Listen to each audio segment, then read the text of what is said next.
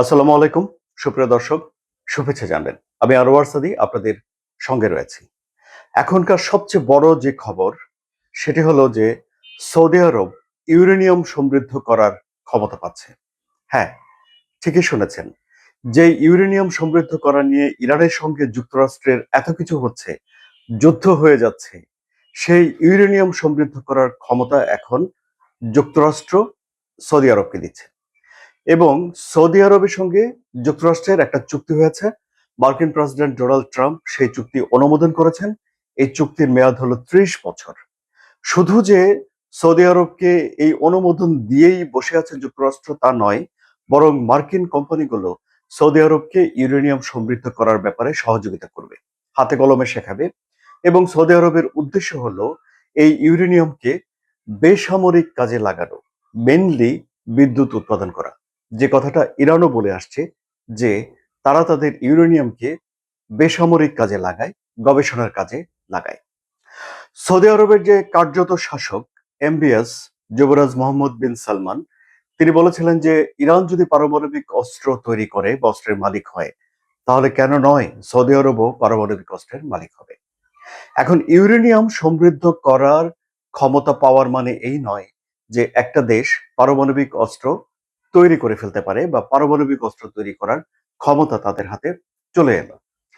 এর দুটি দিক রয়েছে, একটা হলো যে আন্তর্জাতিক বিধি নিষেধ পর্যবেক্ষণ ইত্যাদি ইত্যাদি, দ্বিতীয়টি হলো যে প্রযুক্তিগত উন্নয়ন। প্রথমটি আগে বলি, জাতিসংঘের একটা সংস্থা রয়েছে ইন্টারন্যাশনাল অ্যাটমিক এনার্জি এজেন্সি।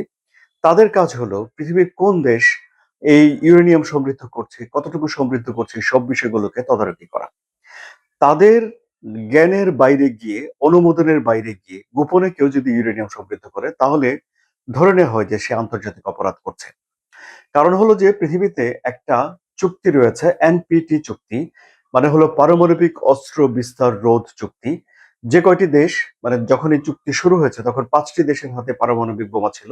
ওই দেশগুলো ছাড়া আর কেউ পারমাণবিক বোমা বানাবে না, এরকম একটা চুক্তিতে দেশগুলো স্বাক্ষর করে। এবং স্বাক্ষর করার পর এই ইন্টারন্যাশনাল অ্যাটমিক এনার্জি এজেন্সি তাদের তত্ত্বাবধানে সেই দেশগুলোকে কিছুটা ইউরেনিয়াম সমৃদ্ধ করতে দেয়, যা দিয়ে তারা পারমাণবিক বিদ্যুৎ কেন্দ্র বানাতে পারে, পারমাণবিক বিদ্যুৎ চালাতে পারে।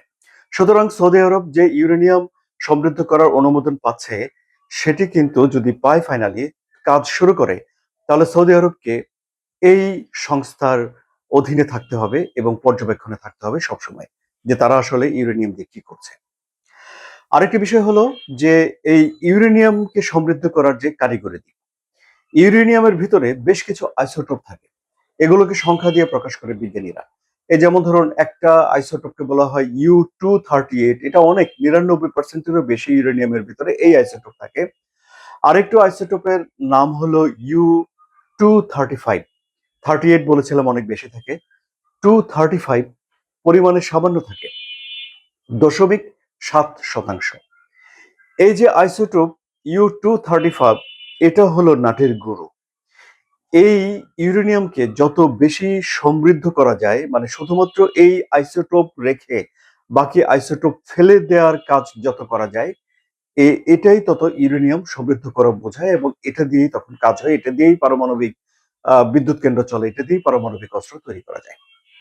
এখন ধরুন আপনার আইসোটোপ U-235 যদি 3% থেকে 5% পর্যন্ত সমৃদ্ধ করা যায়, তাহলে এটা দিয়ে পারমাণবিক বিদ্যুৎ কেন্দ্র চলে। যদি 20% সমৃদ্ধ হয় তাহলে উচ্চ সমৃদ্ধ বোঝায়। আর যদি 90% সমৃদ্ধ করে, তখন তা দিয়েই পারমাণবিক অস্ত্র তৈরি করে ফেলা সম্ভব হয়। আরো সহজ করে বোঝায় বিষয়টি, যেমন ভাত রান্না করার সময় চালের মধ্যে যেই ভাঙা চাল, কালো চাল, পোকায় ধরা চাল, এগুলো বেছে বেছে ফেলে দিয়ে শুধু পুরুষ্ট চালগুলো রাখা হয়। ঠিক তেমনি ভাবে ইউরেনিয়াম সমৃদ্ধ করা মানে হলো যে শুধু আহ আইসোটোপ U-235 রাখা হয়। এটা অনেক কারিগরি বিষয় রয়েছে। এখন যুক্তরাষ্ট্র অনুমোদন দিয়েছে সৌদি আরবকে, তারা ইউরেনিয়াম সমৃদ্ধ করতে পারবে। ডোনাল্ড ট্রাম্পের সিগনেচারই এই চুক্তির ক্ষেত্রে শেষ কথা নয়, এই অনুমোদনই শেষ কথা নয়, এটি তাদের পার্লামেন্ট বা কংগ্রেসে যেতে পারে। পার্লামেন্টে যদি যায়, তাহলে এখন রিপাবলিকানদের সংখ্যাগরিষ্ঠতা আছে, সংখ্যাগরিষ্ঠতার জোরে হয়তো এটা পাশ হবে, কিন্তু এ নিয়ে ব্যাপক আলোচনা এবং সমালোচনা হতে পারে। কেন হতে পারে? কারণ হলো যে মধ্যপ্রাচ্যে ইরানের এই যে পারমাণবিক কর্মসূচি, এ নিয়েই তো অবস্থা উত্তপ্ত, নানান কিছু হচ্ছে। আবার ইরানের সঙ্গে সৌদি আরবের প্রতিদ্বন্দ্বিতাও আছে। সেই সৌদি আরবের হাতেও এখন এই পারমাণবিক চুল্লি চালানোর এবং বিদ্যুৎ কেন্দ্র চালানোর ক্ষমতা যদি চলে যায়, তাহলে এটি তো সৌদি আরবকে একসময় কোনো এক সময় পারমাণবিক অস্ত্র তৈরি করার পথ তাকে সুগম করে দিতে পারে। সুতরাং কংগ্রেস এটি পাশ হবে কিনা সে বিষয়ে এক ধরনের সংশয় রয়েছে। আবার ধরুন, সৌদি আরবের কি পারমাণবিক অস্ত্রের প্রতি আগ্রহ আছে? এই যে কাতারে হামাস নেতাদের সঙ্গে একটা বৈঠকে ইসরায়েল বোমা মেরেছিল, তারপরেই পাকিস্তানের সঙ্গে সৌদি আরব একটা চুক্তি করেছে, প্রতিরক্ষা চুক্তি, যে চুক্তিতে বলা হয়েছে যে দুই দেশের মধ্যে এক দেশ আক্রান্ত হলে অপর দেশ আক্রান্ত হচ্ছে বলে ধারণা করা হবে। এবং সৌদি আরব তখনই দাবি করেছে যে তারা পারমাণবিক অস্ত্রের সুরক্ষা বলয়ের ছায়ায় চলে গেছে, কারণ যদি দরকার হয় তাহলে পাকিস্তানের পারমাণবিক অস্ত্র সৌদি আরব ব্যবহার করতে পারবে। সুতরাং দেখা যাচ্ছে যে এখন সৌদি আরব এই ইউরেনিয়াম সমৃদ্ধ করার একটা পথ সেখানে সুগম হয়ে গেল। মধ্যপ্রাচ্যের ইউএই, সংযুক্ত আরব আমিরাতে একটা পারমাণবিক বিদ্যুৎ কেন্দ্র রয়েছে, কিন্তু সংযুক্ত আরব আমিরাত তার দেশের ভেতরে নিজেরা ইউরেনিয়ামকে সমৃদ্ধ করে না। ইরান নিজেরা ইউরেনিয়াম সমৃদ্ধ করে এবং সমৃদ্ধ করে করে ইউরেনিয়ামকে তারা 60% পর্যন্ত ডেভেলপ করেছে, মানে সমৃদ্ধ করেছে, এবং এর 440 কেজির একটা মজুদও তারা গড়ে তুলেছে, যে মজুদ ডোনাল্ড ট্রাম্প নিয়ে যেতে চান। সুতরাং এখন দেখা যাচ্ছে যে এমন একটা সময়ে সৌদি আরব এই অনুমোদন পেল যখন এই ইউরেনিয়াম সমৃদ্ধ করার প্রশ্নে ইসরায়েল এবং যুক্তরাষ্ট্র একজোট হয়ে ইরানের বিরুদ্ধে লড়াই করছে। এখন ধরুন, মধ্যপ্রাচ্যের এই দেশগুলোতে একমাত্র পারমাণবিক অস্ত্রধারী দেশ বলা হয় ইসরায়েলকে। ইসরায়েল আবার একটা অ্যাম্বিগুইটি রাখে, মানে ইসরায়েল কখনো বলে না মুখ ফুটে যে তাদের পারমাণবিক অস্ত্র রয়েছে, আবার কখনো বলে না যে তাদের পারমাণবিক অস্ত্র নেই। বিষয়টা এরকম, তোমরা বাপু ভেবে নাও যা ভেবে নেবা, মানে তারা একটা ভয়ের পরিবেশ তৈরি করে রাখতে চায়।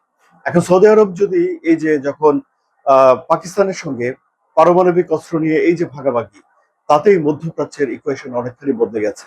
আর এখন নিজেরা যখন ইউরেনিয়াম সমৃদ্ধ করবে, তখন মধ্যপ্রাচ্যের ইকুয়েশন কি হতে পারে বলে আপনারা মনে করেন? সুপ্রিয় দর্শক, আপনাদের মতামত কমেন্টে জানান।